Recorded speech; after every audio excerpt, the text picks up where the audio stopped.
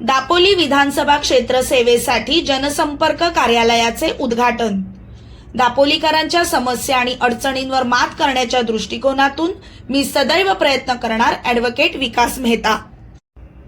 जनसेवा अखंड सुरू राहावी या उद्देशाने दापोली तालुक्यातील ज्येष्ठ विधिज्ञ व माजी तालुका प्रमुख ॲडव्होकेट विकास मेहता यांच्या जनसंपर्क कार्यालयाचा शुभारंभ दापोली तालुक्याच्या जालगाव बाजारपेठेत नुकताच संपन्न झाला।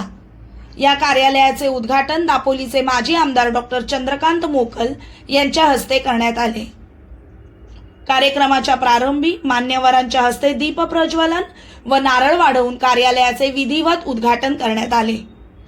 या कार्यालयाच्या माध्यमातून जनसामान्यांच्या समस्यांचे तातडीने निवारण होईल, तसेच दापोली विधानसभा क्षेत्रातील नागरिकांच्या हिताची ध्येय धोरणे सर्वसामान्यांपर्यंत पोहोचविता येतील, असे आश्वासन यावेळी ॲडव्होकेट मेहता यांनी दापोलीकरांना दिले आहे। तसेच माझ्या कामाचा उद्देश फक्त आणि फक्त दापोलीकरांची सेवा हा असून या कार्यालयातून कोणत्याही प्रकारचे राजकारण होणार नाही। लोकांच्या अडचणी, हक्क, न्याय मिळवून देण्यासाठी हे कार्यालय नेहमी खुले राहील। यापुढील माझे संपूर्ण आयुष्य दापोली तालुक्याच्या सेवेसाठी मी अर्पण करणार आहे, असे मत त्यांनी यावेळी जागरूक वसई वृत्तपत्राच्या प्रतिनिधींशी बोलताना व्यक्त केले।